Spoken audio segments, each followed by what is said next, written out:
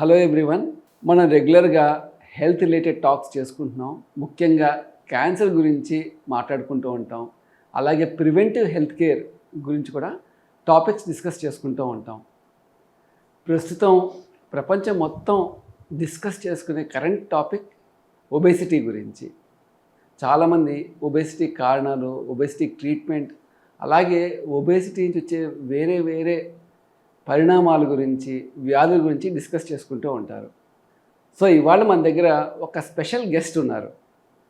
ఆయన doctor Gorthi Ganesh, surgical oncologist, surgical gastroenterologist plus robotic surgeon. ఆయన ప్రస్తుతం కాంటినెంటల్ హాస్పిటల్లో రోబోటిక్ డిపార్ట్మెంట్కి హెడ్గా వ్యవహరిస్తున్నారు. Welcome doctor Ganesh. నమస్కారం. మీరు చాలా రకాల సర్జరీలు చేస్తూ ఉంటారు. ఇందాక నేను చెప్పినట్టుగా ఫస్ట్ ఒబేసిటీ గురించి మీతో స్టార్ట్ చేస్తాను. అలాగే. అంటే ఒబేసిటీకి చాలా రకాల ట్రీట్మెంట్స్ ఉన్నాయి.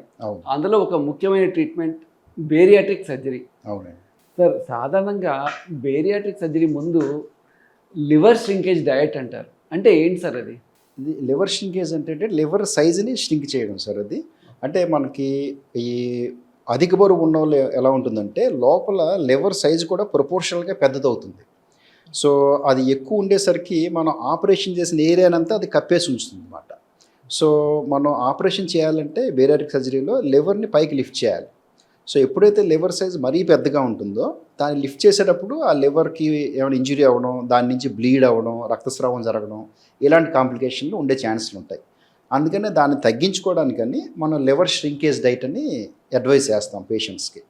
సో ఆ లివర్ ష్రింకేజ్ డైట్ ద్వారా ఏమవుతుందంటే లివర్లో ఉండే ఈ గ్లైకోజ్ అని గ్లూకోజ్ స్టోరేజ్ ఇవన్నీ తగ్గి దానివల్ల లివర్ సైజ్ తగ్గుతుంది. మనకు ఆపరేషన్ అప్పుడు ఇంకొంచెం ఈజీ అవుతుంది. సర్జన్కి ఈజీ అయిందంటే పేషెంట్కి రిస్కులు తగ్గుతాయి అన్నమాట.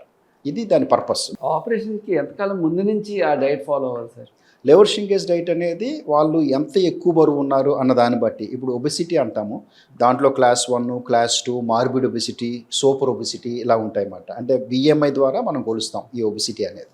బిఎంఐ అనేది ఏంటంటే it is a ratio between weight and height.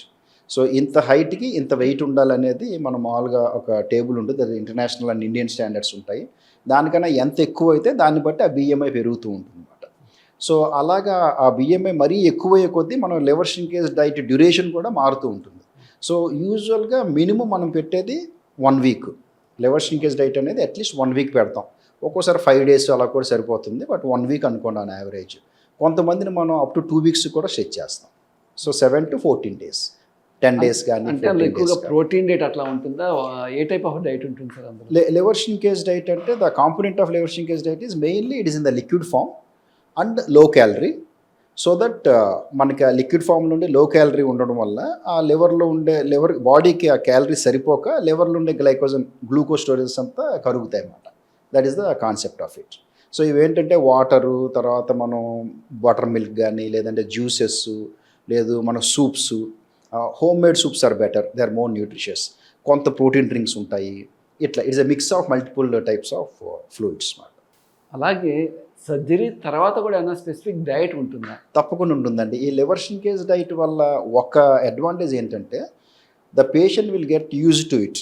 Habit formation ఉంటుంది అన్నమాట. అంటే పేషెంట్కి ముందే అర్థమవుతుంది, ఓహో ఇలా ఉండాలి అని. ఇలా ఉండడంలో ఏమైనా ఇబ్బందులు ఉన్నాయా, మనం ఉండగలమా లేదా, అవన్నీ కూడా ఉంటాయి.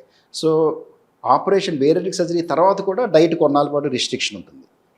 సో యూజువల్గా బేరియాట్రిక్ సర్జరీకి ఒక పేషెంట్ వచ్చి మా లావుగా ఉన్నాము, మాకు సర్జరీ కావాలని అడిగినప్పుడు దానికి అసెస్మెంట్ మల్టీ డిసిప్లినరీ అసెస్మెంట్ అని ఉంటుంది. అంటే మల్టిపుల్ డిసిప్లినరీస్ నుంచి, అంటే మల్టిపుల్ లెవెల్స్ ఆఫ్ స్పెషలిస్ట్ అందరూ చూస్తారు. సర్జన్ చూస్తారు, ఎనస్థిస్ట్ చూస్తారు, కార్డియాలజిస్టు, తర్వాత లంగ్ స్పెషలిస్టు, తర్వాత ఎండోక్రైనాలజిస్టు, అంటే హార్మోన్స్లో ఏమైనా తేడా ఉందేమో వాళ్ళు చూసుకోవాలి. తర్వాత క్లినికల్ సైకాలజిస్ట్ అని వాళ్ళు, అంటే ఆ పేషెంట్కి ఆహారం తీసుకునే పద్ధతిలో ఏమన్నా వాళ్ళకి తెలియకుండానే ఏమన్నా సిండ్రోమ్స్ కొంతమందికి ఉంటుందన్నమాట. వాళ్ళు ఎంత వద్దనుకున్నా ఎక్కువ తినేస్తారు, కొంతమంది తక్కువ తింటారు. అలాంటివి ఏమైనా ఉన్నాయేమో చూసుకోవాలి. తర్వాత డైటీషియన్, ఆ డైటీషియన్ చూసి వాళ్ళు అడ్వైస్ చేస్తారు అనమాట. ఇలా మల్టీ డిసిప్లినరీ అసెస్మెంట్ అయ్యాక అంతా అయ్యి అప్పుడు మనం assess also whether the patient is sincere in his weight loss. అంటే వెయిట్ తగ్గడానికి వాళ్ళు మెంటల్ డిసిప్లిన్ ఉందా లేదా అని చూస్తాం. ఎందుకంటే బేరియాట్రిక్ సర్జరీ అనేది it's only 1 step in the process for the patient to lose weight and have a healthy life. పేషెంట్కి చాలా జీవితాంతం తక్కువ సరి అయిన వెయిట్లో ఉంటూ మంచి హెల్తీగా హ్యాపీగా ఉండడానికి బేరియాట్రిక్ సర్జరీ అనేది ఒక స్టెప్ మాత్రమే. మిగిలిందంతా పేషెంట్ చేతిలోనే ఉంటుంది. ఆపరేషన్ తర్వాత డిసిప్లిన్గా ఉండడం, ఆహారం జాగ్రత్తగా తీసుకోవడం, ఇవన్నీ కూడా. సో అదంతా కూడా ముందే అసెస్ చేసుకుంటాం మేము. ముందే అసెస్ చేసుకొని ఆ తర్వాత సర్జరీకి వస్తారు. ఆ తర్వాత సర్జరీ అయ్యాక డైట్ ఎలా ఉంటుందంటే first 2 weeks it will be liquids, only ద్రవ పదార్థాలే తీసుకోవాలి. అది గైడెడ్ సూపర్విజన్ ఉంటుంది. మేము ఎవ్రీ వీక్కి ఇలా తీసుకోవాలని చెప్పేసి ఒక ఫామ్ కూడా ఇస్తాము. పేపరు రిటర్న్ ఇన్స్ట్రక్షన్స్ ఉంటాయి. అందులో ఆప్షన్స్ కూడా ఉంటాయి. డిఫరెంట్ టైప్స్ ఆఫ్ ఫ్లూయిడ్స్ ఇలా ఉంటాయి. 2 వీక్స్ తర్వాత ప్యూరిడ్ డైట్ అంటాం. ప్యూరిడ్ అంటే సాఫ్ట్ డైట్, అంటే చిన్నపిల్లలకి చేసినట్టుగా మెత్తగా చేసి తీసుకోవాలి. అలాగా 4 వీక్స్ ఉంటుంది. ఆ తర్వాత నార్మల్ డైట్. ఇది యూజువల్గా మనం ఫాలో అయ్యే పద్ధతి.